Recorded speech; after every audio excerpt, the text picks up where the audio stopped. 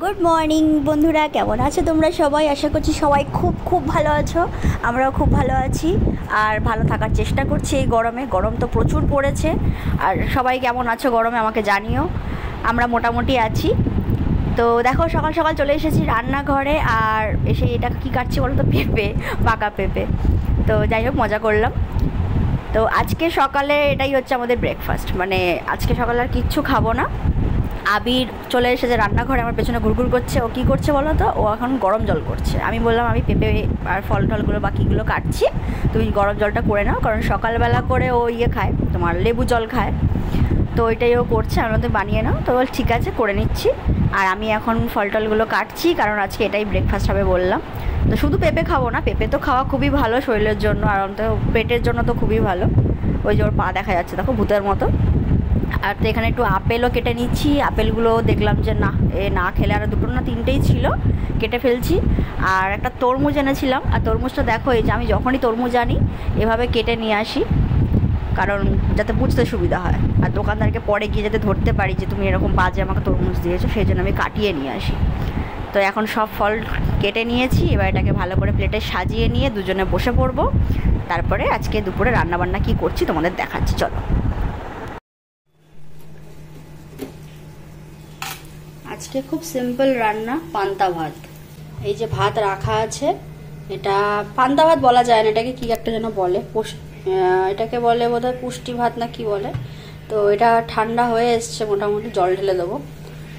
আর এখানে আলু ভাজার জন্য আলু কেটে নিয়েছি, এখানে পটলগুলো কাটছি, আর এখানে বেগুন ভাজা হবে, আর এখানে শুকনো লঙ্কা ভাজতে দিয়েছি, আর করব ডিমের অমলেট। তো চলো এগুলো করে নিই গরমের মধ্যে। আলু ভাজা, পটল ভাজা, বেগুন ভাজা, আর এখানে আছে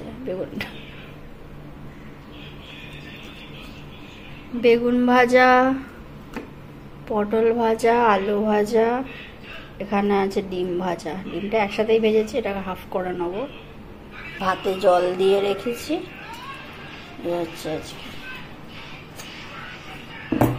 ভাতে জল দিয়ে রেখেছি, এখন খাওয়া দাওয়া হবে। চলো সব। আর এখানে তো শুকনো লঙ্কা ভেজে রেখেইছি। তো চলো এখন খাওয়া দাওয়া করে নিই। আজকে দুপুরের লাঞ্চটা সত্যি এই গরমে একদম, যাকে বলে গরমের জন্য একেবারে পারফেক্ট লাঞ্চ। তো দুপুরে খাওয়া দাওয়া কমপ্লিট করে একেবারে মাথা ঠান্ডা, পেট ঠান্ডা করে এখন আমি বসে পড়েছি আমার অনেক দিনের ফেলে রাখা একটা কাজ নিয়ে। এই সিংহাসনটা, ঠাকুরের সিংহাসনটা আমি কিনেছিলাম, অনেক দিন হয়ে গেছে।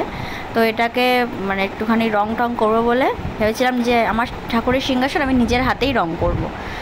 তো এটা ভেবেই অনেক দিন ধরেই মানে করবো করে করা হচ্ছিল না। তো আবিরকে দিয়ে রং তুলি, যা যা লাগে সব, তারপরে কী বলো ওটাকে, শিরিষ কাগজ, যা যা লাগে আর কি। তো সব কিছুই নিয়ে এসেছিলাম, কিন্তু সময় পাচ্ছিলাম না একদম। মানে সকাল থেকে শুরু করে দুপুর অবধি যা কি বলবো কাজ থাকে, সকালের বাসি কাজ, তারপরে আবার ব্রেকফাস্ট, মানে কি বলবো, সকালের টিফিন করার, আবার দুপুরে রান্না খাওয়া, তারপরে আবার বাসন মাজা, মানে এত কিছু করে ওঠে না, আর ইচ্ছাই করতো না। তো আজকে যেহেতু পান্তা খেয়েছি, মানে একদম খুব হালকা রান্না, বিশেষ কিছু রান্না করিনি, তো আজকে সময়টা বেশ ভালোই পেয়ে গেছি। তো ভাবলাম যে না, এই কাজটা মানে পড়েই আছে, এটা আজকে শেষ করেই ফেলি। তো যা বলা তাই কাজ। তো বসে পড়েছি এখন রং করতে। আর আবির দেখো বক বক করেই যাচ্ছে। তো লাইটটা জ্বালিয়ে দিল, একটু অন্ধকার লাগছিল ওই জন্য। তো ও তো পাশ থেকে বকর বকর করেই যাচ্ছে। ওকে কতবার বললাম যে তুমি একটু এটা করে দাও, বলছে যে না আমি করবো না, তুমিই করো। যাক গিয়ে ঠিক আছে, অসুবিধা নেই কোনো। প্রথমে ভেবেছিল আমি হয়তো পারবো না, তাই বললাম যে না, আমি করেই ফেলি, করে ওকে দেখিয়ে দেবো যে আমি পারি। তো দেখো কি সুন্দর ব্রাউন কালারটা এনেছি, ওটা দিয়ে আমি রং করছি। আর রং করা হয়ে গেলে তোমাদেরকে তো দেখাবোই কেমন হয়েছে দেখতে। দেখতেই পাচ্ছি এখনই কত সুন্দর লাগছে। তো এরপরে আমি এখানে একটু যা যা ঠাকুর রাখার সব রাখবো। আর একটা ইচ্ছা আছে, সেই ইচ্ছাটা এখন বলবো না, পরে বলবো, দেখা যাক কতটা কি হয় সেই বুঝে। তো আজকের ব্লগটা কিন্তু সেরকম কিছু নেই মানে বলার মতো, কারণ দেখতেই পাচ্ছ খুবই আমি ব্যস্ত। আর এই গরমের মধ্যে ঘেমে একাকার অবস্থা, তবু পাখা চালিয়ে এখানে ঘরেই করছি। তো আজকে এটাই হলো আমার ডিউটি। আর যেহেতু সকাল থেকে আর সেরকম কিছু কাজ করিনি, বিশেষ কিছু যেন দেখাইনি, ভাবলাম তোমাদের সাথে এটা শেয়ার করি। মানে আমি যে আমার মধ্যে যে ছোট্ট একটা প্রতিভা, মজা করছি, যাই হোক কিছু মনে করো না। মানে এটাই আমি ভেবেছিলাম যে না আমি এটা করব, তো তোমাদের সাথেও শেয়ার করব। তো যাই হোক, অনেক বাজে বকছি বুঝতে পারছি, গরমে তো। তো আবির তো ওকে বললাম যে তুমি একটুখানি মোবাইলটা ধরো, তো ও তো বলছে না, ও একটা স্ট্যান্ডে দাঁড় করিয়ে দিয়ে এখন বলছে দেখো তুমি করো।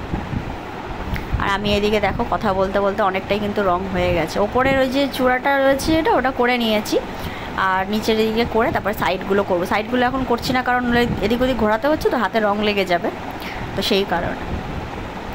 রং করা হয়ে যাওয়ার পরে তোমাকে দেখাবো কেমন হয়েছে দেখতে। তারপরে এটাকে আরও অনেক কাজ আছে এর মধ্যে, আমি অনেক কিছুই প্ল্যান করে রেখেছি, আর সেগুলো তোমাদেরকে আস্তে আস্তে দেখাবো আমি। এর মধ্যে আমার ইচ্ছা আছে ওই মন্দিরটাকে সুন্দর করে সাজাবো একদম। শুধু রং করলে তো হবে না, এটা সুন্দর করে সাজাতেও হবে। তো সেই সাজানোর জিনিসগুলো কি কি কিনতে হবে না কিনতে হবে সেগুলো একটা মোটামুটি একটা লিস্ট করে রেখেছি আমি। তো তারপর দেখা যাক, আবিরকে দেখাবো কি বলে, কোনটা কি ভালো লাগবে। কারণ আমার চোখে হয়তো যেটা ভালো লাগছে আরেকজনের চোখে হয়তো সেটা ভালো নাও লাগতে পারে, তাই না? তো সেই কারণে ওর সঙ্গে একটু আলোচনা করে ঠরে তারপর কীরকম কী করলে ভালো লাগবে সেই অনুযায়ী করব। রঙটা কিন্তু আমি পছন্দ করিনি, রঙটা ওই নিয়ে এসেছে, বলছে এই কালারটাই ভালো লাগে, এটাই তো লোকের ন্যাচারালি করে। তাহলে ঠিক আছে, অসুবিধা নেই। তো এই আর কি, কেমন হয়েছে তোমরা কিন্তু অবশ্যই জানাবে, মানে কালারটা কেমন হয়েছে আর আমার ছোট্ট মন্দিরটা কেমন হয়েছে। তো এটা কিন্তু সবাই জানিও কেমন লাগেছে, তাহলে আমারও ভালো লাগবে। আর কি বলবো, দেখতে থাকো। আর সবার বাড়িতেই তো ঠাকুরের মন্দির থাকে, অনেকে অনেক রকমভাবে দেখেছি সাজায়, অনেক খুবই সুন্দর করে সাজায়, দেখতে কি ভালো লাগে। তো তোমরা যারা দেখবে ব্লগটা বা দেখছো তারা আমাকে অবশ্যই একটু সাজেস্ট করতে পারো যে কীরকম কী করলে ভালো লাগবে।